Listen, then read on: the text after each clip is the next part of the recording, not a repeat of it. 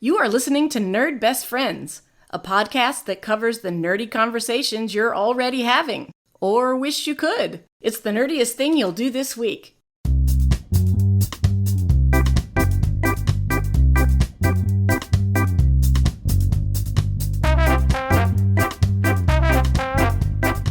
Welcome back to Nerd Best Friends. This is Analese, and I'm here with my best friend, Rob.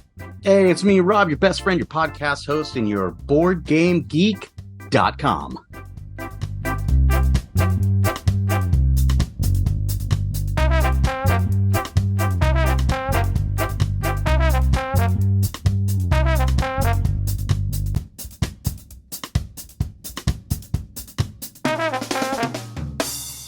Nerd Best Friends podcast can be found on Apple Podcasts, Spotify, YouTube, and more. Subscribe and follow us today.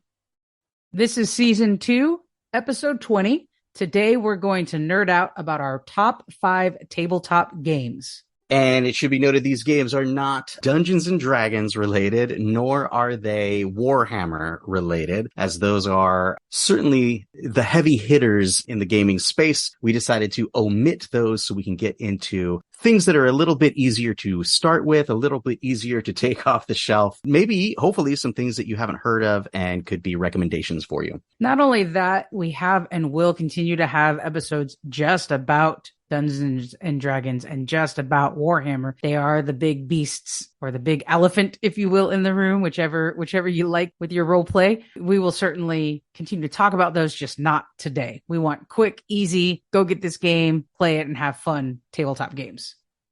Before we get to that, how about some of Rob's recommendations? I am going to do some recommendations, and it's funny because we just talked about how we are not going to talk about Dungeons & Dragons today. However, my recommendation for today is the Dungeons & Dragons comic books, specifically the ones that are, I want to say new, but, comics only come once a month, and there's probably 24 issues of them, so you might think of it as 2 years old, but the modern storyline of Dungeons & Dragons is going on right now, written by Jim Zub. I just binged through all of them over the last few weeks, and I would say if you are Dungeons & Dragons curious, they are perfect for you. If you are a Dungeons & Dragons player who has seen all the published adventures and things that go along with Dungeons & Dragons 5th edition, you're going to see a lot of familiar things and have them be really fun. The art is great. The writing is solid. I can't say that they push the envelope in any kind of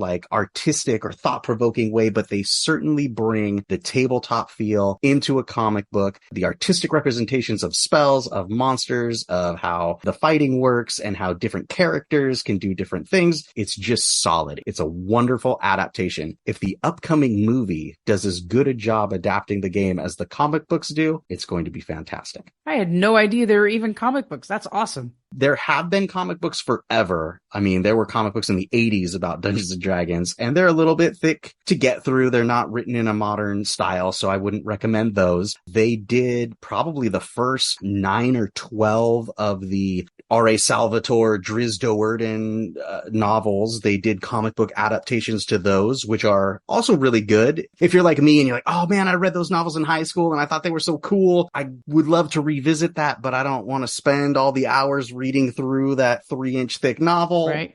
Comic books shifting through, they'll bring me up with all the oh yeah, remember that, perfect, got it, move on to the next one. But the Jim Zub comics that they're doing now, they've got some fun characters, they've got great art, the dialogue is written really well, and what they've done is each volume gives you a overview that corresponds, like marketing, right? Synergy. That corresponds with the published adventures, right? So you're going to read one about Icewind Dale that goes along with the Rime of the Frost Maidens, and you're going to read another one that is when they go to Barovia to go along with the Curse of Strahd adventure, and another one that goes with, so you get an overview of those published adventures without ever having to play them. Yeah, I think they're doing a really good job on that front too. Like marketing, nailing it, story-wise, and just fun comics-wise, nailing it. It's a great adaptation.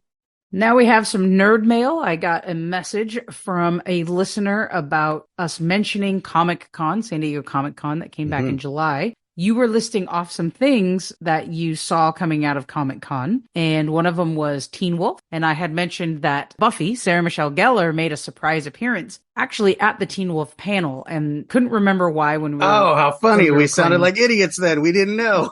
Very I'm much like, so. there was something about Teen Wolf. And you're like, there's something about Buffy was Sarah there for Michelle something, Gellar. and they were connected. It was this the whole same time. thing. So you were right. It's older MTV series that's like getting rehashed, renewed, recontinued, something along those lines. But they're doing a spinoff called Wolfpack. And Sarah Michelle Gellar is going to play a character in that spinoff. So she made a surprise appearance at the very, very tail end of their session. And apparently the crowd just went crazy because why wouldn't you? It's Buffy. So that was a big announcement that we totally glossed over because neither of us really paid attention to it. But thanks, listener, for letting us know. Duh, Buffy was there because she's now in Wolfpack coming this fall. Oh my gosh. Tangent. You can cut this out, maybe put it at the end of the episode or something. Sure. So Andor is coming out on Disney Plus. Yes. And so I got this wrong. I thought Andor came out on August 21st, which was like Wednesday. It comes out September 21st. So all this time I was like, oh, we're behind on Andor. We're behind on Andor. But I don't want to watch Andor until we watch Rogue One again. And so last night, hilariously, we watched Rogue One and then I went to turn on Andor and the only thing there is the trailer because it doesn't come out for another 3 weeks. But gosh dang it, I love Rogue One. It gave me an idea because Rogue One, I love it. But I can see why people don't, because it is literally trope after trope after trope after trope after trope. Like it would almost be the drinking game to have like tvtropes.com up on your screen and whoever, like every scene, oh, this is the trope where this, and then the other person has a drink. But God, I love it. It was so fun. Okay. How many of those tropes exist because of Star Wars in the 70s, right? And this is what I love about Rogue One. I'm still going to call it my favorite Star Wars movie like I have before because it does what Scream did in the 90s to the horror genre. Horror genre was in a rut. It was all just gore and gore and gore. The screenplay makes fun of horror movies while also being a brilliant horror movie. And Rogue One has trope, but you love it. And it is done so well. I mean, I think those are different because I think Scream came off as a parody. And I don't think Rogue One comes off as a parody. I think Rogue One comes off as a straight up movie. Like I agree with you. You don't go into it thinking it's going to be that. It just is. But it gave me the idea. I was like, oh man, we should do our favorite movie tropes, our favorite superhero tropes, like as an episode, just to get that out there because it was on my mind because like, God, do I love the trope of hilarious robot. Like quirky robot is a trope that I love, and that movie cranks it up to 11. Like all these. Do you want things. to know the calculations of our odds? No. Well, they're 2,347,000. No, he doesn't say that. He just goes, "Well, they're bad." Oh, that's right. It's been a while since that's why it's because he's not C-3PO. C-3PO would have said the number, so you're expecting him to say the number, but he's like, "Well, they're bad, very bad." He's not even meaning to be quirky, right? Right. And that's part of that's part of why I like it, because it'll come up in different things. Like even in Star Trek, The Next Generation, they've got the character Data, and he doesn't mean to be quirky. His quirk is he just says everything. He delivers every line deadpan and without emotions, and it just makes it hilarious because he's straight man to 11. Like, I don't know. There was just so many tropes. Like every time somebody does something, Andrew and I look over each other and go, the ultimate sacrifice. Like, all this stuff. Like, it's just amazing. Let's add the tropes episode to this season. I'm in. Yeah, that could be like favorite movie tropes, favorite superhero tropes. We have some spaces to fill end of season. Let's do it. We could do horror tropes. I'm sure you've got a million. You'll have more, but I can come up with it. I mean, watch Scream 1 and you have you have a list of tropes. You know, I will say, put yourself in the 1990s. Scream was not packaged as a parody. I feel like absolutely it was not. You went to it like, here's a new horror movie from Wes Craven. And the first opening scene of that is so raw and scary and terrifying. I do remember that. Yeah. And then as it goes along, all of a sudden it's starting to make fun of horror movies. And they just, same thing, flat out say it. But I don't recall it at all being packaged as a parody of movies. Okay. It was packaged as a new horror movie. I might be mixing some of my memories. What are the ones that came out that had like Leslie Nielsen in them that like made like fun those are Scream? The parody movies that you're thinking about. Not those? Another teen movie. Not another teen movie. And that parody which was Scream. Like, yes. Scream. Yes. If you are a Chris Evans fan, and you want to see some early Chris Evans action, you've got Not Another Teen Movie where he does the whipped cream bikini like they do in Varsity Blues. Very different from the Captain America we come to very know and different love. from the Human Torch from the Fantastic Four movie that we all know and love. Yes, we all forgot about that too. Tangent, new podcast piece. Tangent done. Today we are talking about our favorite tabletop games. This was extremely difficult for me. It was like choosing children, which is not a problem for me. It was like choosing dogs. That's also not a problem for me. It was like me choosing my favorite tabletop games. It was impossible. I literally went to my room and I opened up all my cupboards and I stared at all my sweet, sweet babies, and it was tough. So I'm going to start with you, as I might even make last second changes as they pull on my heartstrings. What is your number 5, or where would you like to start with favorite tabletop games, Analese? Well, I'm going to say first, for our listeners, I challenged you, Rob, to only pick. Last season, we had a tendency to say it's our top 5 this or our top 10 this, and it would be 2 episodes long of a top 20 list. So I challenged him. We want 5. Pick 5 games right now that you are playing, that you love, and I promise we will do another tabletop episode later this season. So 5 and 5 only. Real quick, I will start. My number 5 is Ramen Fury by Mixlore. And this is a game we picked up real quick at Powell's when we were in Portland, Oregon. It is a fun, quick game. The premise is it's a card game. So you're given 3 empty bowls or 3 bowls of just ramen noodles, and you've got to draw and take these different actions to fill your ramen noodles with flavors and proteins, and you get extra points for the different things and matching your flavor packet to the different, vegetables or proteins. And there's a whole different way you have to do it. You have 2 actions per turn and 5 possible actions to make, including scooping an ingredient out of your bowl or scooping out of someone else's or stealing one, emptying your bowl. And the whole point is you want to get to 5 ingredients with the most amount of points, and one action is you can eat your bowl. You turn those over. They cannot be manipulated after that. Once both players have eaten their bowls or the market runs out of food, you tally your points and someone wins. Quick, easy game. It's a lot of fun. It actually looks like it's a package of ramen. My partner found it in the shelves of the games at Powell's. I haven't looked, but I think you can get it at like Amazon or Target. Oh, sure. Or Amazon like at least, right? Yeah. So I'm looking at this. It says that it is rated for 8+. So would you recommend this as being like a fun family game you could play with your kids? Absolutely. Fun family. You can like ruin other people's bowls. A bunch of different things you can do that's really fun. And it's actually recommended for more than 2 players, even though me and my partner have plenty of fun playing it. But yeah, definitely a family game. And I see, does it come with chopsticks? It does not come with chopsticks. Okay. That's just on the package. There's chopsticks.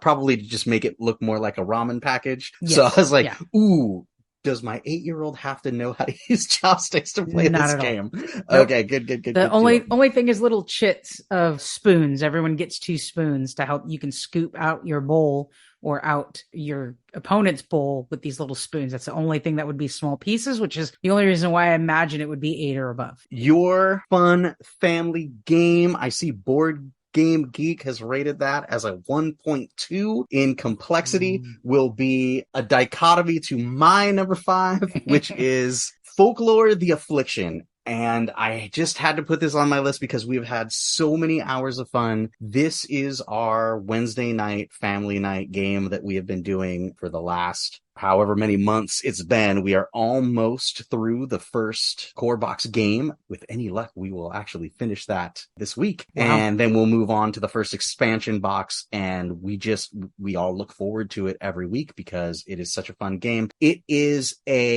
I guess it's a dungeon crawler, but there's also sort of no, it's definitely a dungeon crawler. You just go outside of the dungeon a lot. So you're actually working with 2 maps. The premise of Folklore is you are kind of classic tropey heroes. You can be the priest, you can be the witch hunter, you can be the arcanist, you can be the archaeologist, right? You're a character, you're a hero, and you have different strengths, and you get a small, pretty basic character sheet with your different abilities, and you move on a world map to different locations within the realm with like a little meeple person. And as you move around, you draw cards, and there will be events, and you make decisions. You flip the card over. Depending on what decision you make, it's either favorable or not so much. You either gain experience or you lose stuff, and you make it to the next place where someone gives you a quest, and then you go on to a second map, which is your miniatures combat tactical map. So you go into the graveyard, or you go into the dungeon or whatever. You set up a grid map. You put your minis on there. There's minis for all the monsters. You take out their stats. You roll dice. You do all your adding and subtracting of your conditions and stuff, kind of like Dungeons and Dragons. And then you move on to, the next little bit. It's one of those games where it's very serial. You don't just like toss it out and flip through the book and pick one. Like it's a campaign, right? So you're going from level 1 and marching your way through this overarching campaign. I think there's 5 stories, and in each story there's maybe 2 or 3 chapters going to save the world of folklore from the vampires and the werewolves and the witches and the classic kind of folklore monsters. We're loving it. It's not for everybody. If you are someone who likes complex games, it's not the most complex game. It's a 3.7 out of 5 on Board Game Geek. It's not your like, oh, let's sit down with any rando people for half an hour and play a game. It's no, I'm going to paint all these minis, and I'm going to invest the time, and we're going to play this year. We're going to play folklore kind of game. Listeners, if you're not following Rob on Instagram, he puts up amazing pictures of this game, particularly once a week. And the minis look great, well painted. The sets look great. It looks like a really fun game. I think it's looked like Dungeons and Dragons Light.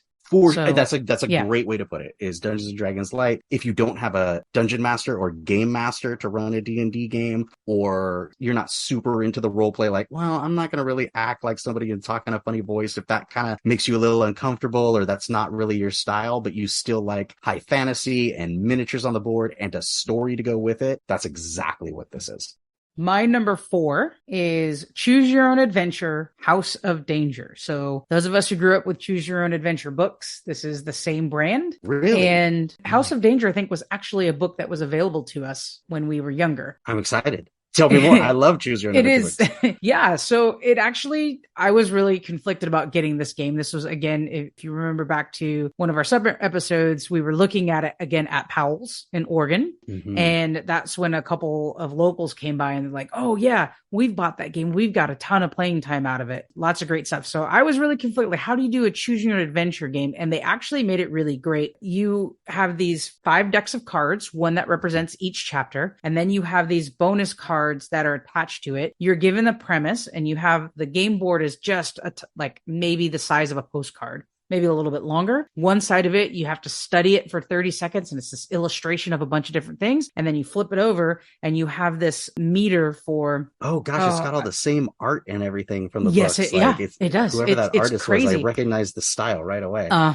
It's tracking your, and I can't remember the name of it. It's really like bad. A danger meter. Thank you. And a danger meter. Scale. Yes. Because you're like a psychic investigator. So that's your character. And so you have like the higher your psychic meter goes, the more you can do. Your danger meter goes up, and there's a dice roll component to it. So you choose someone to be the narrator. You're reading the cards, you're looking at the pictures. And then when you get to a choice, sometimes you don't have a choice. You have to do something. Sometimes it's giving you a choice. Like, if you want to go down this tunnel, pick up card 37. If you want to knock on this door instead, pick up card 26. And so you go through the thing that way. And then sometimes you'll have optional quests. Like, if you decide to jump into the pool to see what the silver thing is at the bottom, roll this danger meter die, and you can pick up things along the way. Like, you have a bottle of water that helps clear your danger meter. I see that. Like, you can get a pocket knife, you can get a bottle of water. Yes. You can get like a sword. We got a sword, and that sword helped with another quest later. So you're going through this thing, and it's fun because we take turns deciding who's going to make the choice. It's your turn to choose.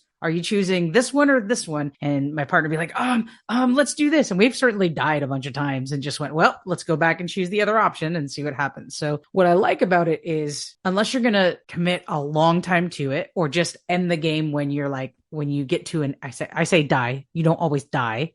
The character doesn't always die, but the book definitely goes, the end. you made the wrong choice. Yeah, You can when I would read those books, that was definitely the way it was. And then you'd go back to where you were and then Uh-huh. choose the other option and go. So that's kind of like what we're doing. We've gone through 2 chapters.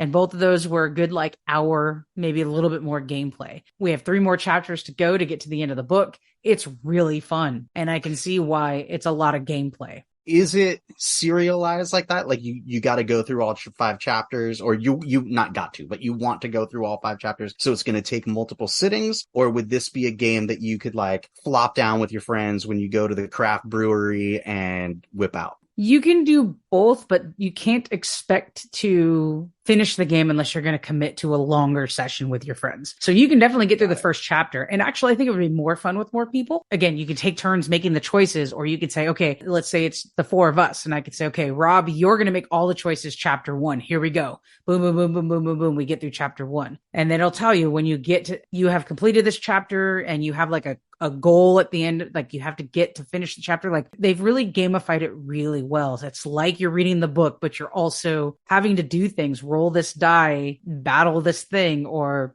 do this or other. Like they've done a really good job. Yeah, I do think you can take it. Like we played it at a brewery. We played it at Mock's Boarding House. And we played through that first chapter, eating some food and drinking some beers, and it was a lot of fun. But you'd have to commit a long time to get through all 5 chapters. Maybe my recommendation for this episode should have been boardgamegeek.com, but I would suggest, if now that we've gone through 3 of the 10 we're going to go through, listener, if you're interested in picking up games and you want to check out these recommendations, there is no better spot than bgg.com. I think their overall ratings always rank a little low because I think nerds are always a little harsh. Like, for instance, this game is a 6.3 out of 10. It sounds like from Analese, like it's probably more fun than that, especially because as far as weight or complexity, it's like a 1.1. Usually the less complex games are the most fun and the ones you go back to over and over again. Yeah.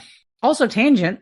Did you know, for those of us local to Santa Barbara area, there's a game store on State Street called Gamekeeper. That's apparently been there for 17 years. I had no idea. Is it still called Gamekeeper? Mm-hmm. It was called Gamekeeper when I was in college. And yeah, I used to go there a lot, and it was very expensive because there was a large, there was that downtown markup on everything until they decided they were not going to stock Games Workshop products anymore. And they blew out all of their Warhammer boxes for like 50% off. And that's actually how I got into Warhammer in the first place. Was the Gamekeeper downtown decided they weren't going to sell that anymore. And I was like, the Fantasy Starter Box? Sure. The 4K Starter Box? Sure. Hey, how about this one? You want to paint these and I'll paint those? We'll split this one. Great. Like, and that's how that all got started. Well, they definitely don't have Games Workshop stuff. They did have a lot of high fantasy games. And tangent. Your number 4, Rob. My number 4, of course, is Munchkin. Everybody has played Munchkin, and if you haven't, oh my gosh, do I have a recommendation for you. Munchkin has iconic art. It has been around forever. It is a very simple premise. It started with a high fantasy or maybe low fantasy skin on it, but it has expanded so much from there. You start out in the base version, right? You are a level 0 human with no class. Parentheses wink. As you go through the dungeon, where there's no board or anything, it's just a couple decks of cards, you have a choice to either play a card from your hand or kick down a door or draw from the deck. The deck is door cards, and you can flip over the first card, and whatever it says, you have to do. So it could be a monster, and and it's a parody on Dungeons and Dragons, so all of the monsters are kind of reminiscent and making fun of classic D&D monsters, whether it's a dragon or a beholder or a displacer beast or a gelatinous cube. It's the funny, gross version. It's the cube of boogers or whatever it is, and it's got silly Kovalchuk art on it, and you can use your character, which is basically the cards in your hand, to defeat it. So you are equipping your character with the different cards that you find, and you have different slots that you can put it in. So very much like a classic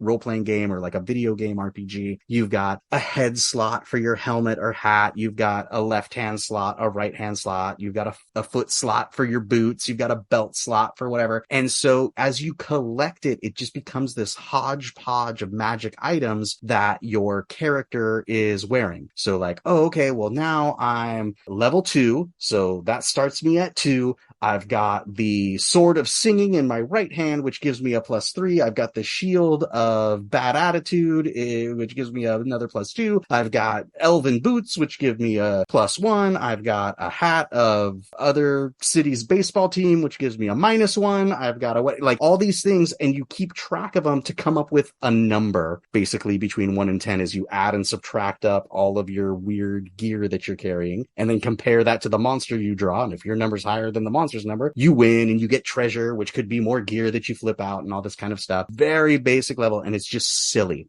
There's a version of Munchkin for everything. There's Star Trek Munchkin. There's Marvel Comics Munchkin. There's Teenage Mutant Ninja Turtles Munchkin. There's Warhammer 40K Munchkin. There's Spy Munchkin. Like any genre you can think of, they have made a Munchkin game that parodies that genre and puts you into that situation where you're a James Bond spy and it's making fun of it, right? So you've got the pen that squirts poison and the shoes that have the tape recorder in it and all this kind of stuff, just this hodgepodge, and you fight, different enemies or monsters that go along with those genres and those tropes. It's all parody. It's all fun. It's very easy. Whatever you're into, there's a Munchkin for you.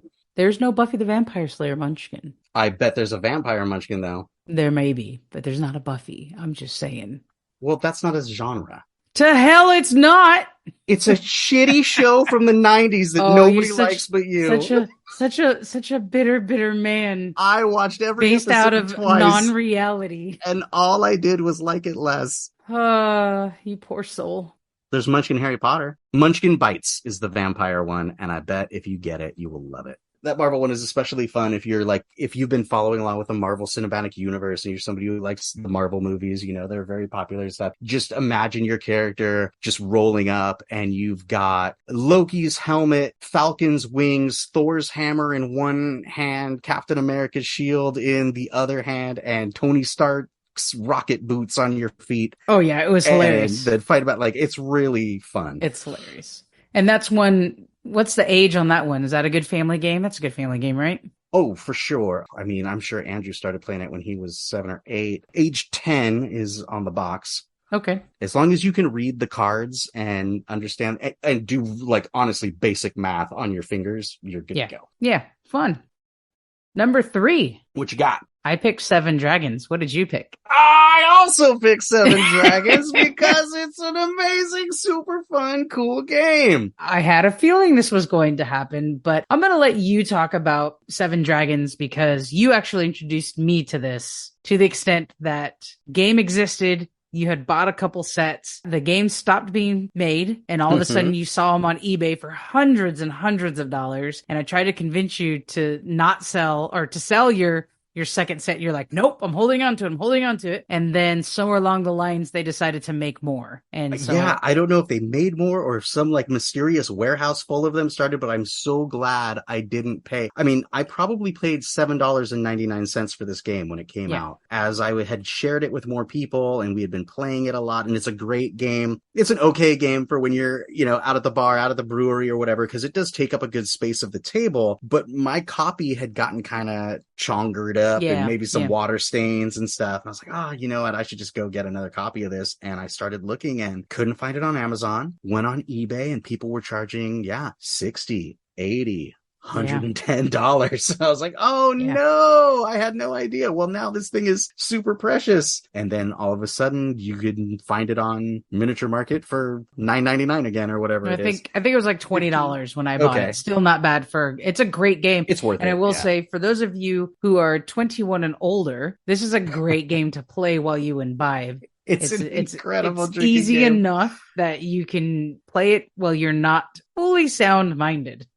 It's basically a color matching game. Imagine, think back to your Candyland cards where you draw a card and it's like, oh, that's a blue card. That's a yellow card. That's a green card. Sometimes they have two colors on it where like the top half is green and the bottom half is yellow. Ooh, complicated. And you're basically just matching up colors on the board until you get 7 in a row. The complication is there are cards in the deck that are also things like switch goals. So if my goal is yellow, I've got 6 yellows in a row. Oh man, when it comes to my turn, I'm about to win. And then boom, intern Joan plays a switch roles card on me. Oh, now I'm black dragon. I can't even. Oh no, you juked me. But now I know that you have the yellow and I got to stop you because I laid out all the groundwork. So I'm going to go through and I'm going to find my destroy card and I'm going to yank one out of the middle so they're not connected anymore. So that's where the complication comes from. And it is easy, fun party game for sure.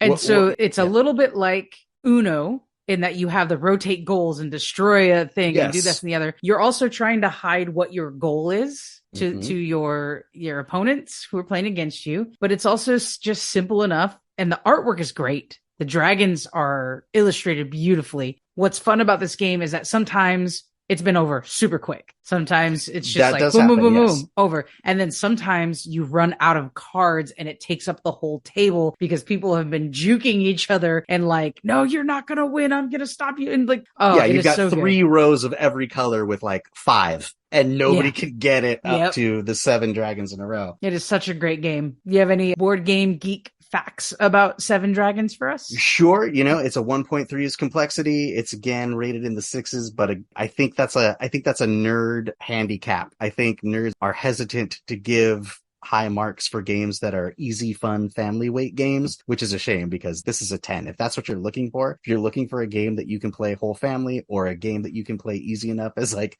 a drinking game at your adult party, it scratches all the itches. It's just perfect and it fits in your pocket. And this is a good game for your friend who says, I don't want to play no games. Your non-gaming friend will get into this game. Yeah, I think so. Anything else about 7 Dragon? Go get 7 Dragons. Just put it in card sleeves. You're going to touch those cards a lot. Absolutely, especially if you're taking it out to parties and having a lot of people touch them.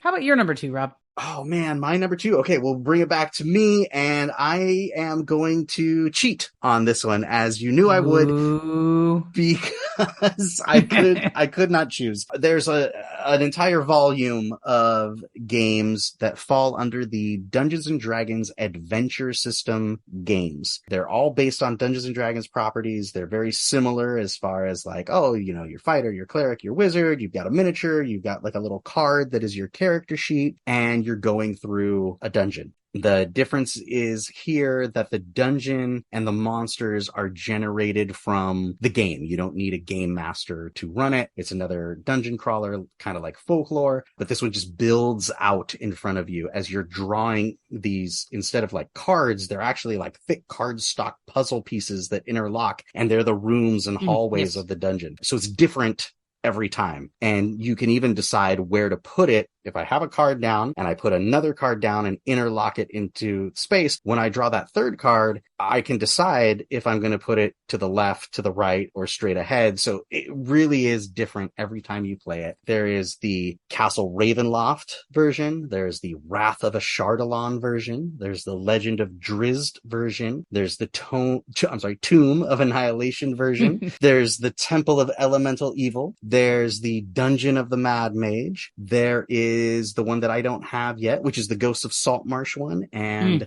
we will see what the next one will be. I'm hoping they're going to put out a Dragonlance one next. You would love that for sure. I would be surprised if they didn't. So I want to be very clear. This is not Dungeons and Dragons, but it is the same system in some of the lands or areas that exist in Dungeons it's all their and properties, Dragons right? It's made by Hasbro / Wizards of the Coast. Okay. It has iconic characters, are the characters that you play, like from the adventures and from the comics and all that kind of stuff. The monsters are the same ones that you see, and the art is very much the same. But it's not the D20 system with all the complications and character sheets and feats and skills and all that kind of stuff. It's just pretty straight up, like you've got like 5 cards in front of you. Those are the powers you can do. And as you go through, you decide which cards to play, and then you move on to the next room. And that's what was also the base of Betrayal of House on the Hill, right? But I still haven't opened and played, Yes. but it's that same system with the cards, and you don't know what card is I next. bet you kind of when we get into that, it's going to be the same thing. You're going to find your character. You're going to have a little hand of cards, and those rooms are just going to keep folding out in random orders, and there'll be different challenges in each room, and we'll use those cards to defeat those challenges and collect loot and experience and move on to the next room. And these games, again, are kind of like a Dungeons and Dragons light. It's not as detail oriented as playing Dungeons and Dragons. Anyone can pick up and play it with pretty much some ease, right? Oh, yeah, for sure. You don't have to know who all the characters are, what the monsters are. It's all self-explanatory. You don't have to do any role playing as far as like talking in character voices and making choices that you think the character would make based on their backstory or anything like that. It's just a straight up dungeon crawl where the game handles the mechanics of the game master for you, so everyone can play cooperatively. That's the other thing that we should say about both Folklore and these Dungeons and Dragons Adventure System games is they are cooperative games. You're working together with the other players to get to a goal. You're not trying to win or beat anybody. My number 2 is Zombie Dice. So you have a very similar game in your house called Cthulhu Dice. It is the same idea, same game. I think actually Dino Stomp is the version of Zombie Dice I have. Oh, I thought you had Cthulhu Dice. Cthulhu Dice I do have Cthulhu Dice, but that's the same as that left, right, center game. Zombie Dice has the game and there's like green dice, yellow dice, and red dice, right? No, there's brains, there's footsteps, and there's something else, right? Right, but aren't they color coded as well? So you know when you decide to push your luck, like the green ones are in your favor and the red ones are really not in your favor? Yes. Yeah. That's Dino Stomp is the one it's like the kid-friendly version with dinosaurs instead of zombies. Oh, got it. I got that confused. Okay. Well, Zombie Dice is exactly that. You have 3 different icons that mean different things. One's you're eating brains. One is, I can't remember the footsteps. And then there's a third one. I can't remember. It's been a while since I played it, but it reminded me of playing something at your house. I thought it was Cthulhu Dice. That being said, you are taking chances. The more brains you have, the more points you get, so on and so forth. And you can get to a point that you lose all your points. It's also similar to a dice game you have for Back to the Future, but that's with cards. That one's got like a card mechanic. Yeah, that one has a separate yeah. mechanics, but the idea that you're rolling the dice and you're taking chances. You can decide to stop, you can decide to keep going, and when you keep going, you could lose your turn. And that's what I mean by it's similar to the Back to the Future game. But it's fun. Here's another one. The last 2 are really ones that are good for families. They're good for quick learning. They're good for a quick game. We can decide one day, like, oh, let's just play Zombie Dice, and we can get 5, 6, 8 games done in a matter of 10 minutes or less. You could play Zombie Dice like waiting to board your plane or waiting in line for the place to open to buy your tickets. Like, it's so small as far as a table footprint and so easy. You could be sitting on the carpet in the convention center waiting for your next show to open and play a bunch of rounds of Zombie Dice because it's so easy and quick. And sometimes I've used Zombie Dice when my stepkids are all over and stuff. If they were playing a game that they get eliminated, some other game, their character dies or they get eliminated, they go over and play Zombie Dice until we go to the next round or whatever it is. So we've done that as well, but it's a great quick game. Yeah, the only thing I noticed that it doesn't come with in the box or in the little blister pack is you have to keep track of points, because I believe it's like first 1 to 21 wins. So that also helps you with, because it's a push your luck dice game. If you're looking over and like, oh, Analese has 19 points and I've got 14 points. If I give the dice to her, it's a very good chance that she's going to win. So I'm going to push my luck on those red dice and really try to go for it because I've got nothing more to lose. And nice, good, easy, fun game. Probably also very low rated on Board Game Geek, but highly recommended by me. It's kind of around all of our games I've noticed are like rated in the 6s, but again, I think that's low. I would say whatever Board Game Geek says, add 2. I think this is more of an 8 out of 10 game than it is a 6 out of 10 game. I agree. And then complexity, of course, it's a 1 out of 5, which I think is accurate. And I could even put it as a 0 out of 5. It's so easy to catch on. Right. Yeah, a child could play it. Doesn't mean it's not fun. And it comes with a little cup that you keep the dice in. That little cup you use kind of like Yahtzee. You use it to roll the dice. Yeah, but it's got like a nice snap lid on it. So again, it's got a lid on it, so you just store it away, and it's small and compact and fun. You can keep it in your nerd cargo pants pocket as you're walking around. I have actually carried it in my cargo shorts pocket. So yes. As have I. Right on. Number one game, Rob. My number one tabletop board game is Mythic Battles Pantheon. Mythic Battles Pantheon is a game that I picked up on Kickstarter, mostly because of the miniatures. The miniatures are highly detailed, super cool, and it's all about like Greek mythology. So all your Greek heroes and gods and monsters are in this game. It is chock-a-block full of miniatures. You can play it in different ways. It has a scenario book where you are playing out versions of classic myths by putting teams of gods and heroes against other teams of gods and heroes, which is very fun. And we've gone through the scenarios. But I think where it really shines is as a tabletop skirmish game, and it has rules for 2 to 4 players where you can draft your own team of all of the different teams, all of the different models and aspects that you have, and then you just fight.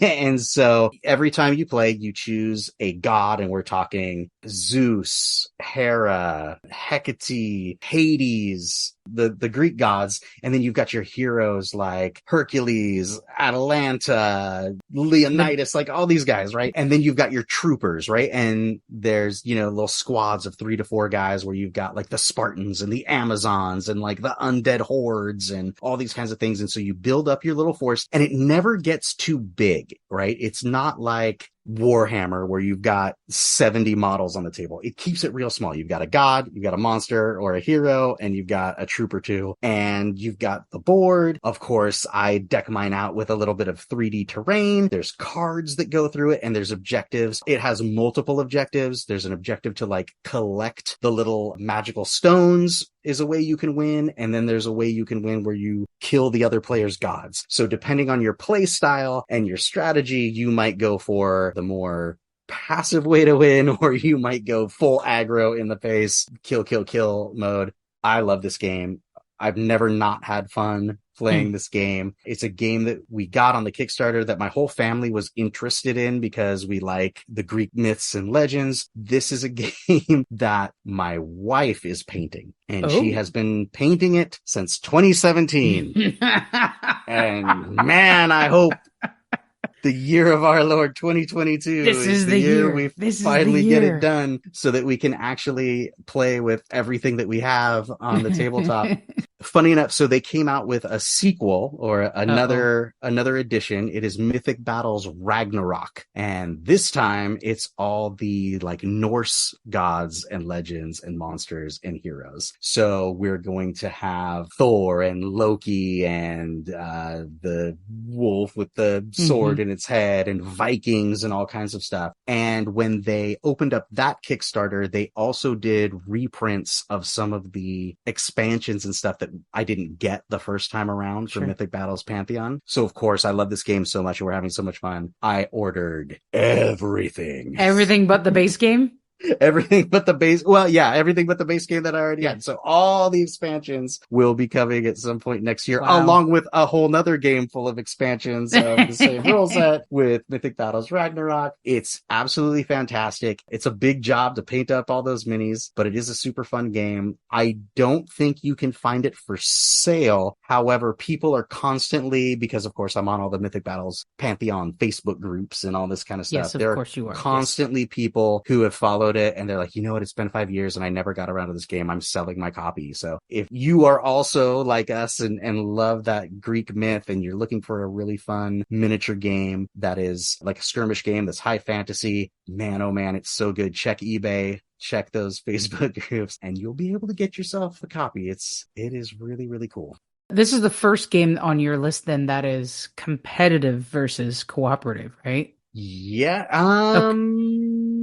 Munchkin. Munchkin is also and competitive. 7 Dragons are also competitive. Yes, this is a versus game. This is the three of us sit there, we get out all the cards and we're staring at each other side-eyed, and somebody goes first and we draft one of the gods. We're like, oh, you're going with Zeus, aren't you? Okay. I got you. Well, I'm going to go with, and we pick our god. It's showdown time when we play Mythic Battles Pantheon. Is that like Warhammer where you predetermine your group, your army, your leaders, or is it done organically as you pull cards from a deck? Like Warhammer, you have like points and you fill out your army based on these points. Is that kind of the same thing where you predetermine your group? It is similar to that in the sense of you have points. So if I'm going to play a 3-player game, they say like, oh, everybody gets 12 points. If you're playing a 4-player game, everybody gets 9 points. It's a little less because otherwise the games would take forever and you'd have too much stuff on the board. And so you can do with those points what you will. Warhammer, you're kind of building your army by yourself in your nerd room and painting miniatures and trying to figure out what's going to be best. And then you take it over to the store or to your friend's house and be like, okay, we agreed on 1,500 points, right? Okay, here's my 1,500 points. I'm going to slaughter you. With this, because it's a board game, you open up the box, you take out the character cards, and then it says like, okay, you've got 9 points to spend. You have to have at least one god and at least one troop choice. So I'm looking at the gods. They're all worth 4 points. So I'm going to choose one. Okay, I've got 5 points left. I'm going to look around and be like, oh, the Hydra's worth 3 points. All right, I take that. I've got 1 point left. Oh, troops are 1 point. Cool. I'm going to take the Amazons. That's my last point, and I'm done. But it's a draft system every time you play. Rather than I play the Hades faction and it's made up of these. No, you can mix and match and get different combinations every time you play.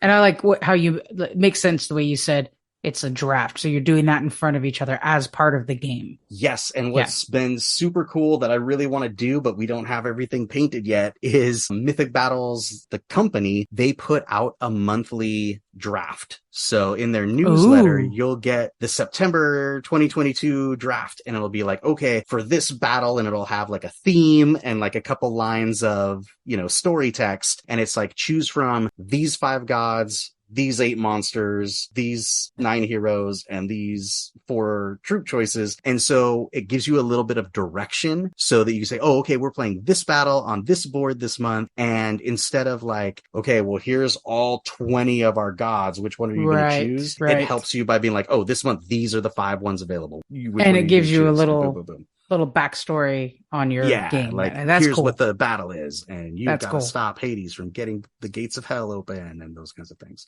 Number 1 choice, Mythic Battles Pantheon. And my number 1 choice should be no surprise to anybody that is my friend or listening to the podcast, Return to Dark Tower. Now, if you are a new listener and you don't know about Return to Dark Tower, here's the short version. 1980s game, highly popular, highly controversial, only existed for 1 season, and now the games that still exist, that still work, are worth hundreds and hundreds of dollars on eBay. I'm talking $300, $400, $500, $600, upwards to $900 for a fully working, complete game. I've even seen some that were still wrapped. So I don't know how that's a thing, but a game that I grew up playing when my parents weren't looking because we weren't technically allowed to play it, but my older brother would sneak it out when he was watching us. Restoration Games came up with a campaign back in 2019 to restore Dark Tower, make a new game, Return to Dark Tower. It is high fantasy. It is all the boxes, painted minis, a tower in the middle of this big circular game, cooperative instead of competitive, although there is a competitive function. It has an app to it that syncs with the tower. The tower lights up, makes noises, spins, does things that affect the game. I love it because you can play solo play up to 4 players. There's expansion packs. They just closed out a second printing of it. It is so popular that it was on an episode of South Park, and comically, because we all know what happened in 2020, we did not get the game until this year in 2022. So Rob surprised me with it because I had talked about the game plenty of times in the past, and surprised me with it for, I think, Christmas or my birthday in 2019. I think it was supposed to be Christmas, but then because of delays that Kickstarter's already had, it became birthday in July. Yeah, something along those lines. It's so good. It's so much fun. I will call it another kind of D&D light, in that you have a character, you have actions. Each character has a different plus to it. different thing that it's good at. I think you helped by saying, this one is your fighter. This one is your, the one that goes fast, the speedy one. This one is the one that can do spells and things like that. And this is the I one. almost would classify it. I'm scrolling through to see how Board Game Geek classifies it. It's not as much of a D&D light as like a dungeon crawler is. I might almost classify it as a work replacement game as far as like you have a task. You've got a character and your character does this. You got to run around and get that done while there's a ticking clock and there's complications that come in your way. And then at the same time, you have to be gearing up and gaining achievements and stuff for the end and for the big fight. I am not as versed of a D&D player as you are. For me, this fits in that category, especially it's a high fantasy skin for sure. Yeah. Yeah. Especially they have plenty of different end games, goals, if you will, because in order to get the last battle, you have to complete the goal that the game's given you. And there's like 8 or 10 of them. And one of them is you're going to go explore all these dungeons before the bad guys can get to it or whatever. And so you have all these side quests every month that has to happen. If you don't do the adversary side quest by the end of the month, something bad happens, and you can do a friendly quest that helps you get companions that help the battle. So there's these factions to it that to me trigger D&D play, but you're right. It is not a D&D light as the Dungeons and Dragons adventure system is, but it does have those high fantasy components and those side quest components. And we've played a 4-player game and it's fun. BGG just calls it a strategy game. I think it's a little more immersive and a little more fun with the high fantasy skin on it than say like, I don't know, what would be another strategy game like Risk. Like, okay, Risk is cool and people get way into it, but this is a little quicker. It's a little more visceral as far as like your shirtless barbarian with a big axe going up against a pack of wolves kind of thing than maybe what you would expect out of a quote unquote strategy game. But fun, and again, to any of our listeners or friends, should not be surprised that it's my number one for now. Yeah, no, I mean, we talk about it every week. It's a great game. It's a great game. It's super fun. I've never had a bad time playing this game. I think we've played it 3 or 4 times, and I think we've only lost once. And even on that one that we lost, it was still the experience of playing and still kind of the good conversation of like, you know what? I think we should have done it this way. Or, like if we had done this a little different, I think we could have got there. Those kinds of things, because there is that strategy element to it. Like, it's very fun to think like, ooh, I see where we made our mistake and I won't make that mistake again. Let's play next week. Kind of game. Yes. When it comes to that game with the app, it being a single player game has also been just a blast. Of all I think I've played 4 single player games and I've lost 2 and 2. Although technically I won one of them, but it was the first time I was playing and I made a lot of mistakes. So I made it a loss because I should have lost like 3 times when I was still learning the rules. So it's great. It's fun. It's beautiful. And I'm going to keep playing it. I'm going to keep talking about it too. So I put some bonuses on here, but I am not going to bring up one of them because we do have another episode later for gaming. I do want to say I can't wait to add Final Girl to this list because I have a feeling it might even bump Return to Dark Tower. Eventually RTDT is going to be completely overhauled by Final Girl. I am so looking forward to this single player game, October. So pretty soon I'll be talking about that. I just wanted to kind of throw that out there real quick. Talking about it and painting that. Yes. Bad boy.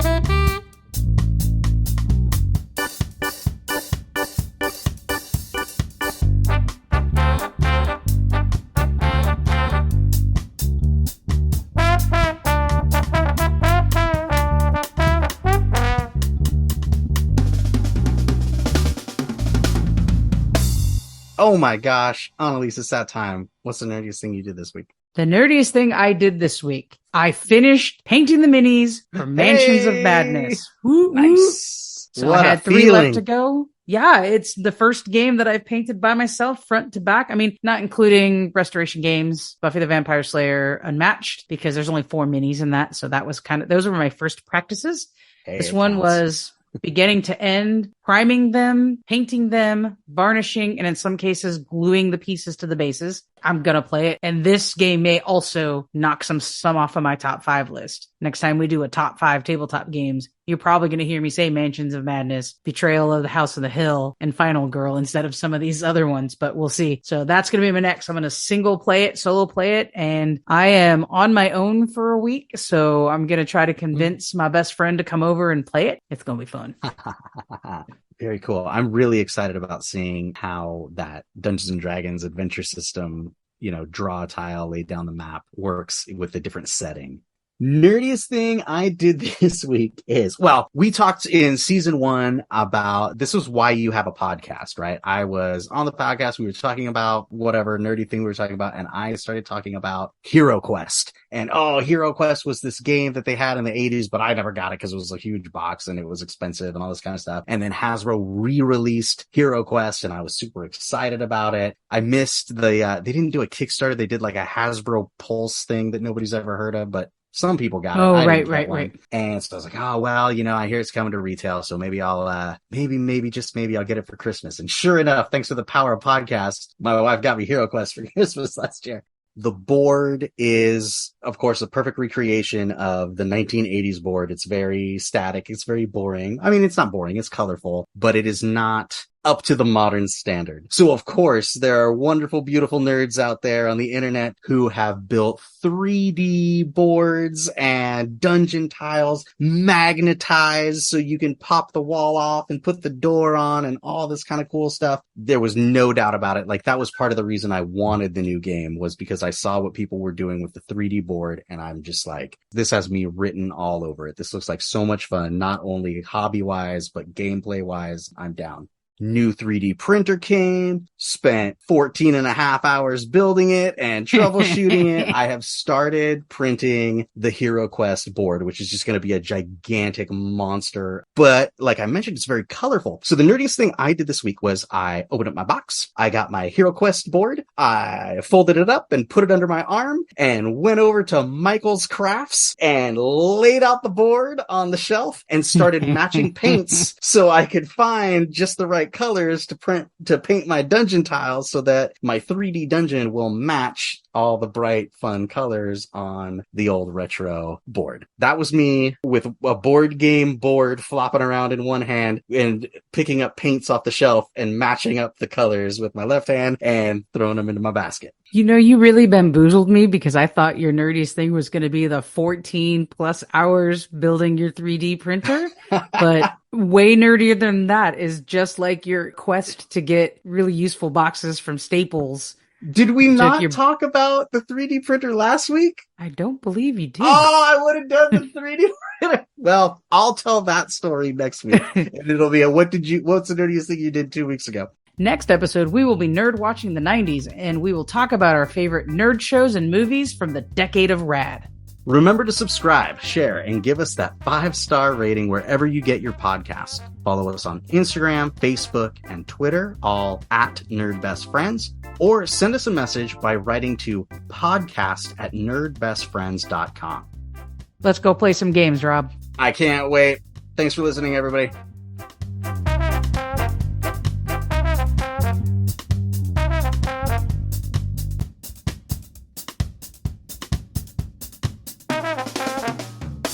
I have not played Munchkin. You've played Munchkin at my house before. Maybe. Continue.